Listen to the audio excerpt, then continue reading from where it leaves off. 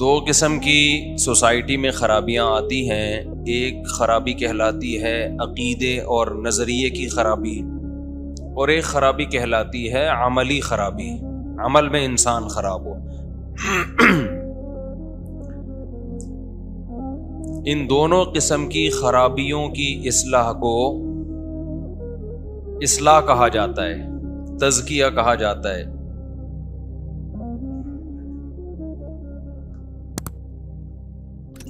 ہمیں دنیا میں زندہ رہنے کے لیے، دنیا میں چلنے پھرنے کے لیے بہت ساری غلط چیزوں کو ٹھیک کرنے کی ضرورت ہوتی ہے.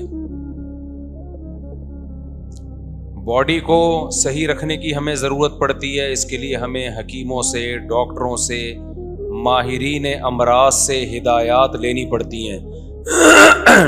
خود سے آپ اپنی باڈی کو ٹھیک نہیں رکھ سکتے. الٹا سیدھا کھاتے رہو گے، غلط لائف اسٹائل ہوگا، بالآخر بیمار ہو جاتا ہے انسان. 20 قسم کی بیماریاں لاحق ہو جاتی ہیں. تو جب تک ڈاکٹروں سے یا کوئی ماہر حکیموں کی ہدایات آپ نہیں لوگے، اس زمانے میں آپ کے لیے اپنے آپ کو صحت مند رکھنا ممکن نہیں ہو. اور کمال کی بات یہ ہے کہ جیسے جیسے قیامت قریب آ رہی ہے، انسان مادی اعتبار سے بھی سیدھے راستے سے ہٹ رہا ہے اور روحانی اعتبار سے بھی سیدھے راستے سے ہٹ رہا ہے. دونوں قسم کی خرابیاں آ رہی ہیں. روحانی اعتبار سے سیدھے راستے سے ہٹنا تو سمجھ میں آتا ہے کہ پیغمبروں سے فاصلہ ہمارا بڑھ رہا ہے. بھائی جتنا نبی صلی اللہ علیہ وسلم سے ہم دور ہوتے چلے جائیں گے زمانے کے لحاظ سے، تو نبوت کی تعلیمات کے اثرات بھی کم ہوتے چلے جائیں گے. صحابہ نے نبی کو دیکھا، تابعین نے صحابہ کو، ان کا روحانی طور پہ گمراہ ہونے کا خطرہ کم تھا. ہم تو 1400 سال کے بعد پیدا ہوئے ہیں، ہمارا خطرہ زیادہ ہے، فاصلہ بہت ہو گیا نا. تو مذہبی لحاظ سے سوسائٹی میں خرابی کا آنا اتنا برا نہیں ہے. مادی اعتبار سے سوسائٹی میں خرابی کا آنا یہ سمجھ سے بالاتر ہے. اس کی میں بھی وجہ بیان کروں گا. آپ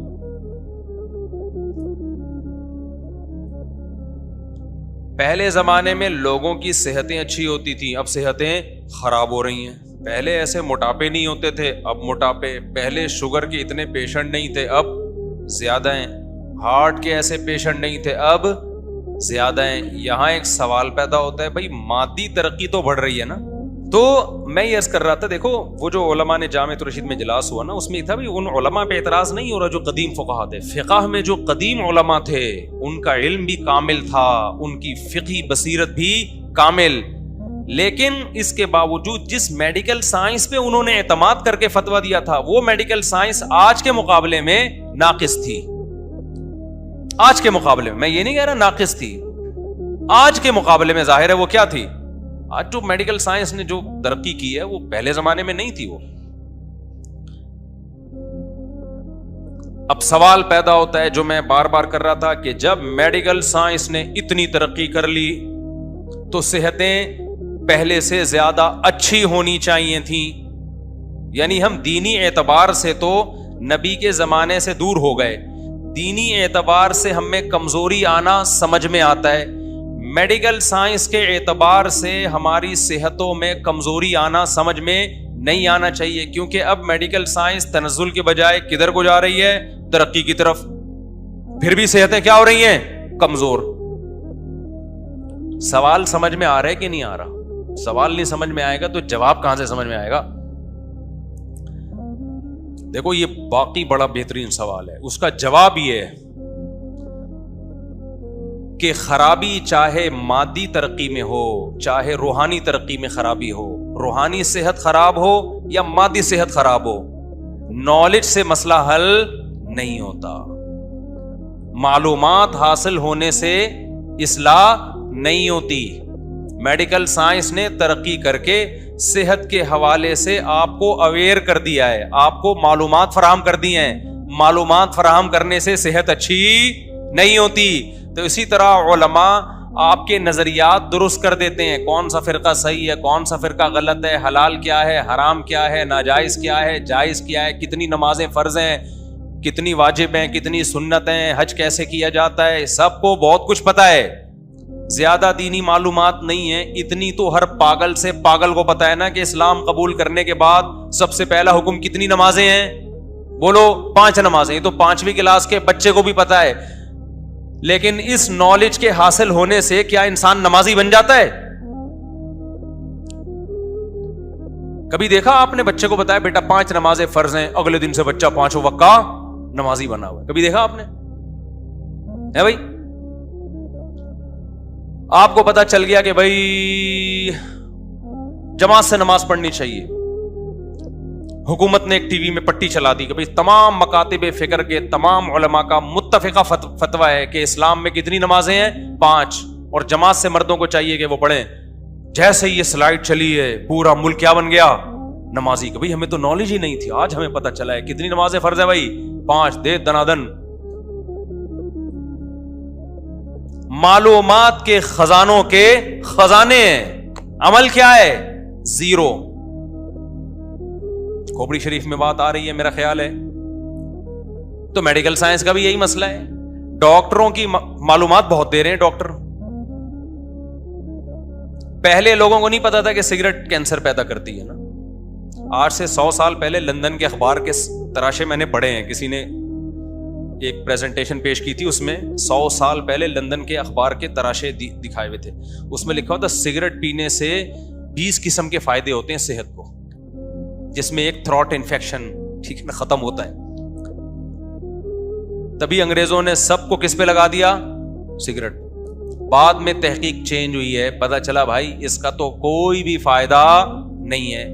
تو پہلے والی میڈیکل سائنس غلط تھی نا, اب تحقیق کے بعد کیا ہو گیا, وہ مسئلے سے انہوں نے کیا کر لیا, رجوع کر لیا.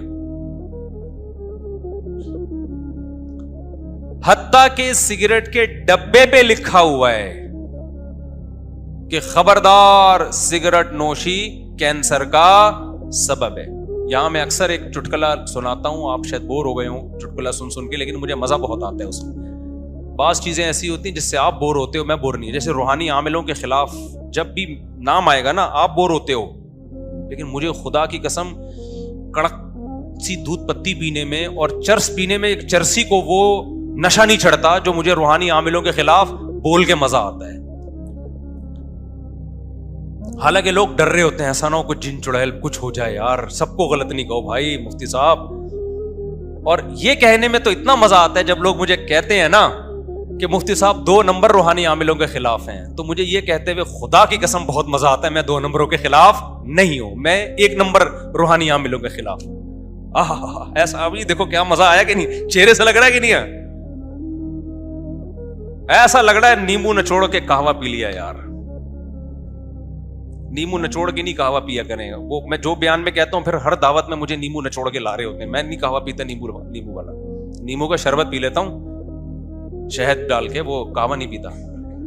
دبلے آدمی کے لیے نا نیمبو کا قہوہ بہت سخت نقصان دہ, یہ تجربے کی چیز ہے, ڈاکٹر شاید مانے نہ مانے, لیکن باریک آدمی اگر نیمبو کا قہوہ پیے گا نا, جیسے میں تو زیادہ موٹا نہیں ہوں باریک ہوں, تو وہ آنکھیں اندر دھسنا شروع ہو جاتی ہیں اس سے, وہ سب فیٹ ویٹ نکال کے باہر کر دیتا ہے. تو موٹوں کے لیے ٹھیک ہے یہ, ہم جیسے لوگ اس کو افورڈ نہیں کر سکتے. تو جب روحانی عامل کی بات آتی ہے نا, تعویذ گنڈے جن چڑیل بھوت, کسی نے کچھ کر دیا, جادو کر دیا, ٹونے, ان کے خلاف جب میں بولتا ہوں آپ بور ہو رہے ہوتے ہو, لیکن خدا کی قسم میرا خون کلو کلو بڑھتا ہے. اور میں ان عاملوں کی بات کر رہا ہوں جو بڑے بڑے بزرگوں کا, علماء کا علاج کر رہے ہیں, بہت بڑے بڑے اکابر کا علاج کر رہے ہیں. ان عاملوں کی بات کر رہا ہوں, بزرگ کے بجائے اور اکابر کا لفظ, تاکہ اور آپ قریب ہو جائیں کہ کیا مراد ہے میری. ان اکابر کے میں خلاف نہیں ہوں, ان کے خلاف ہوں. انہوں نے ان کو بھی بیوقوف بنایا ہوا ہے. ان تلوں میں میرے بھائی تیل نہیں ہے, یہ کچھ بھی نہیں کر سکتے. یہ ایسے لچڑ ہے نا, لچڑ, اور ایسے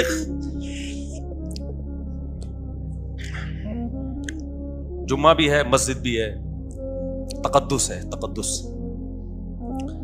کبھی چھاؤں میں ملو بس تم, ٹھیک ہے نا. بڑے بےغیرت ہوتے ہیں یار, یہ بڑے ہی بےغیرت ہوتے ہیں. تو میں یہ عرض کر رہا تھا میرے بھائی کہ دیکھو میڈیکل سائنس نے بھی ترقی کی, پھر بھی صحتیں کیا ہو رہی ہیں, کمزور. وجہ کیا ہے؟ صرف معلومات کے آنے سے فائدہ بولو نہیں ہوتا. ساری دنیا کے سارے ڈاکٹر, ہاں وہ سگریٹ کی میں مثال دے رہا تھا نا, چٹکلا. سگریٹ پہ ڈبے پہ کیا لکھا ہو؟ خبردار سگریٹ سے کیا ہوتا ہے؟ کینسر. تو میں ڈاکٹروں کو اکثر ایک تجویز دیتا رہتا ہوں کہ یہ لکھو سگریٹ پینے سے مردانہ کمزوری ہوتی ہے. پھر کوئی بھی نوجوان سگریٹ, اچھا مردانہ طاقت کی دوائیں ایسے کھا رہے ہیں جیسے 18 شادیاں کرنی ہیں انہوں نے. عجیب بات ہے یار, تمہاری ایک بیوی ہے, تمہیں تو کچھ بھی نہیں کھاؤ یار. طاقت کی دوائیں کھاتا ہوا وہ اچھا لگتا ہے جو, یعنی جذبے دیکھو یار. میں تو نہ کوئی مردانہ قوت کی دوائیں بیچتا ہوں نہ بتاتا ہوں اس بارے میں, یہ تو حکیموں ڈاکٹروں کا کام ہے. لیکن پھر بھی میرے پاس آتے رہتے ہیں سب, کوئی خوراک. ابے تو کیا کرے گا خوراک کا یار, کیا کرنا ہے خوراک کا؟ کیوں شو مار رہے ہو میرے سامنے آ کے؟ تو خیر, تو ایک ہے نا بس, صحیح ہے, گزارا کرو اس کے ساتھ. اس کے لیے کسی قسم کی خوراک کی ضرورت بولو نہیں. اور اگر پھر بھی کمزوری ہے نا, اس کا مطلب یہ کمزوری نہیں ہے, یہ خدا کا تم سے انتقام ہے کہ جو آدمی 4 عورتوں کو گھر بار دے سکتا تھا, عزت کی زندگی دے سکتا تھا, اس کمبخت نے ایک پر اکتفا کیوں کیا ہے؟ تو اللہ کہتے ہیں یہ ایک بھی نہیں ملے گی تجھے, جا. خیر, ابھی ہم دوبارہ اپنے نارمل اس میں آتے ہیں, ٹھیک ہے نا. یہ بیچ میں تھوڑا سا یہ قیام و طعام چلتا ہے. تو میں ڈاکٹروں سے کہتا ہوں سگریٹ کے ڈبے پہ لکھ دو خبردار سگریٹ نوشی مردانہ قوت کے لیے نقصان دہ. آپ دیکھو سگریٹ کے ڈبے اٹھا کے لوگ پھینکیں گے. وہ ایک نوجوان گیا نا دکان پہ, کہتا ہے یار وہ سگریٹ چاہیے. سگریٹ کے ڈبے پہ لکھا ہوا تھا خبردار سگریٹ پینا مردانہ قوت میں کمی کا ذریعہ ہے. وہ کہتا ہے بھائی وہ کینسر والی دے دے یار. تو بھائی یہ رہنے دے, کون سی دے دے؟ کینسر والی دے دے. کینسر قبول ہے میرے بھائی. لیکن آپ مجھے ایک بات بتاؤ, کیا یہ گراؤنڈ ریئلٹی نہیں ہے کہ ڈاکٹر خود سگریٹ پیتے ہیں؟ بولو نا. اچھا یہ ایسا بھی نہیں ہے سگریٹ کے بارے میں کہ اس میں ڈاکٹروں کا اختلاف ہو کہ جی حنفی ڈاکٹر کچھ اور کہتے ہیں, شافی ڈاکٹر کچھ, اہل حدیث ڈاکٹر کچھ اور کہتے ہیں. ایسا بھی نہیں ہے. یہ امریکہ کے ڈاکٹر کچھ اور کہتے ہیں, جاپان کے ڈاکٹر. میرے تو بڑے بڑے ڈاکٹروں سے بھی سلام دعا ہے نا, تو میں نے سگریٹ کے بارے میں بہت ڈاکٹروں سے, انہوں نے کہا کہ یہ ایک طے شدہ حقیقت ہے, یعنی ایک ریسرچ کے بعد یہ چیز, سائنس میں ایک تھیوری ہوتی ہے, نظریہ ہوتا ہے. نظریہ کا مطلب ایک رجحان ہوتا ہے, اور ایک چیز ہوتی ہے تحقیق. بھائی ریسرچ سے یہ بات ثابت ہو چکی ہے, جو بھی ریسرچ کے معیارات ہیں. تو WHO کی طرف سے یہ بات ثابت ہو چکی ہے کہ سگریٹ پینا صحت کے لیے صرف نقصان دہ نہیں ہے بلکہ انتہائی نقصان دہ. اور کمال کی بات, اس سے آگے کی بات آپ کو بتاؤں, آپ حیران ہو جائیں گے. آپ کی اطلاع کے لیے عرض ہے کہ چینی کھانا سگریٹ سے زیادہ نقصان دہ ہے. نہیں آپ ہیریان ہو رہے ہوگے, خاص طور پہ 40 سال کے بعد جب وزن بڑھنے لگتا ہے. اور یہ بھی طے شدہ حقیقت ہے, کیونکہ وزن بڑھنے سے جو آپ کو نقصان ہوگا نا, وہ سگریٹ پینے والے نقصان سے بولو زیادہ ہے. سگریٹ پینے میں کینسر کا جتنا چانس ہے, وزن بڑھنے میں یہ چانس زیادہ ہو جاتا ہے. لیکن جو ڈاکٹر کہہ رہا ہوگا چینی کھانا 40 سال سے پہلے بھی نہیں کھاؤ, بچوں کو بھی چینی نہیں کھلاؤ, جان چھڑا دو اس عذاب سے. ابھی آیا تھا نا چینی مارکیٹ سے شارٹ ہو گئی, مہنگی ہو گئی ہے, شکر ادا کرو یار چھوٹ ہی جائے وہ, یا بہت کم کر دو. اللہ نے اتنی میٹھی میٹھی چیزیں پیدا کی ہیں, شہد کھاؤ, گڑ کھاؤ یار, یہ کھا لو, اللہ آپ کھجور کھا لو. یہ زیادہ کھائے بھی نہیں جاتا. چینی تو آپ ربڑیاں کھا رہے ہیں, ربڑیاں. شہد تھوڑی اتنا ڈونگا بھر کے کھا لے گا آدمی, یہ تو 2 چمچے کھائے گا بس ختم. گڑ کتنا کھا لے گا آدمی, اور اس میں شکر کی لیول بھی بہت کم ہوتا ہے. چینی تو ہے ہی ٹوٹل A to Z شکر کے علاوہ کچھ, یعنی گلوکوز کے علاوہ کچھ بھی نہیں ہے اس میں.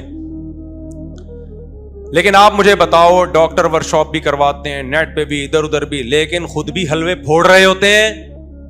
اور پبلک بھی حلوے مانڈے پھوڑ رہی ہے, مٹھائی کی دکانیں دے دنا دن چلتی چلی جا رہی. ہر بچے کی پیدائش پہ اسلام نے کہا تھا بچہ پیدا ہوا ہے گوشت کھاؤ گوشت کھلاؤ, ہم نے وہ اسلام کی رسم چینج کر کے مٹھائی کھائی اور مٹھائی کھلائی.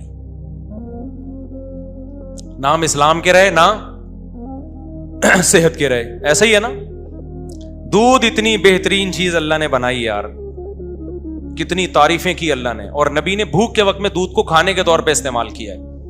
ہم نے دودھ میں بھی کیا ملا دی, چینی. ہم نے کہا اللہ تو نے جو ٹیسٹ دیا ہے نا وہ ٹیسٹ ہے نہیں, ایکچولی تو چینی ڈالنا بھول گیا اس میں. اور اب بغیر چینی کے دودھ ہی پسند نہیں لوگوں کو. کہتے ہیں یار بھائی بات یہ کہ اللہ نے جو ٹیسٹ پیدا کیا تھا نا وہ صحیح تھا, اب آپ کو بغیر چینی کے دودھ پسند نہیں آ رہا تو اس کا مطلب آپ اپنا ٹیسٹ خراب کر چکے ہو. آ جاؤ تھوڑے دن تک بغیر چینی کے دودھ پہ تو دوبارہ صحیح ہو جائے گا وہ. سمجھتے ہو گیا نہیں سمجھتے ہو؟ تو چینی تو ڈاکٹر کہتے ہیں کہ اس سے بھی زیادہ نقصان دہ. چینی کے ڈبوں پہ کبھی لکھا ہوا دیکھا, خبردار چینی کھانا صحت کے جتنی ہمیں جو انرجی چاہیے اس کے حساب سے تو چینی بہت زیادہ ہمیں انرجی دے رہی ہوتی ہے, کیلوریز دے رہی ہوتی ہے. خیر یہ ٹاپک نہیں ہے ہمارا, لیکن آپ دیکھو آپ سنتے رہتے ہیں بچوں کو چاکلیٹیں نہیں کھلاؤ, کہتے ہیں سنتے ہیں کہ نہیں سنتے, چاکلیٹیں نہیں کھلاؤ اور بچوں کو یہ نہیں کھلاؤ تو وہ نہیں کھلاؤ, لیکن بچہ اس کے علاوہ کچھ کھاتا ہی نہیں ہے. پاپڑ کے علاوہ بچے کے حلق میں کچھ اترتا ہی نہیں ہے. تو اس سے پتا چلتا ہے بھائی نالج چاہے دین کی ہو یا دنیا کی, اس سے ان معاشرے کی اصلاح صرف اتنا کافی نہیں, یہ بھی ضروری ہے. نالج ہی نہیں ہے پھر تو بالکل ہی بیڑا غرق ہو جائے گا نا, لیکن اتنا کافی نہیں ہے, بلکہ اس کے لیے ہمت چاہیے عمل کی. تو عمل کی ہمت, جو ہمت والے لوگ ہوتے ہیں چاہے وہ صحت کے حوالے, دیکھو جب یہ کوالٹی انسان کے اندر ہوتی ہے نا تو پھر وہ کوالٹی ہر جگہ کام آتی ہے. ایسا نہیں ہوتا کہ ایک کوالٹی آپ کے اندر دین میں کام آ رہی ہے دنیا میں نہیں آ رہی. جیسے آپ اگر بہادر ہیں تو لڑائی جب بھی آپ لڑیں گے چاہے اللہ کے لیے لڑیں یا اپنے ابا کے لیے لڑیں, بہادر آدمی ہر جگہ لڑے گا. وہ بزدل چاہے اللہ کا معاملہ ہو ابا کا معاملہ ہو دونوں جگہ بھاگے گا. ایسا ہے یا نہیں ہے؟ کم ہمت آدمی جو سست ہے, ایک نمبر کا پوستی ہے. بہت سے لوگوں کو برا لگ رہا ہوگا, میں آپ کو نہیں کہہ رہا, کچھ یہاں بیٹھے ہوئے ان کو کہہ رہے ہیں مجھ سے آپ کو ہمارے بارے میں پتہ کیسے چل گیا, لیکن میں آپ کو نہیں کہہ رہا, میں جنرلی ایک بات کر رہا ہوں. جو سست اور پوستی قوم ہوتی ہے وہ دین میں بھی ڈھیلی, لیکن وہ دنیا میں بھی کیا ہوتی ہے, ڈھیلی ہوتی ہے. میں یقین سے کہہ سکتا ہوں گوروں میں جو ایکٹیو لوگ ہیں نا, ایکٹیو لوگ ہیں, صبح اٹھ کے جاگنگ کرنا اپنے ٹائم, یہ اگر مذہب پہ آتے ہیں تو مذہب میں بھی کیا ہوتے ہیں آگے. میں نے گورے مسلمان دیکھے ہیں نا, بہت دیکھے ہیں, کم نہیں. پہلے تو ہمارے مدرسے میں بہت آئے, 9/11 کے بعد پھر گوروں کا داخلہ مشرف نے بند کر دیا, گورے خود بھی آنا بند ہو گئے کہ ایسا نہ ہو, پاکستان اسلام سیکھنے کے لیے آتے تھے, کمال کی بات دیکھو, تو ایسا نہ ہو آتے ہی ڈائریکٹ جنت میں ہی نہ پہنچا دیں یہ لوگ ہم کو. لیکن ہم نے گوروں کو دیکھا ہے جب مسلمان ہوتے ہیں تو پھر وہ ان کی نمازیں میری اور آپ کی نمازوں سے زیادہ اچھی ہو جاتی ہیں. وجہ کیا ہے؟ وہ بھائی اپنی پہلی زندگی میں بھی کیا تھا, ایکٹیو تھا.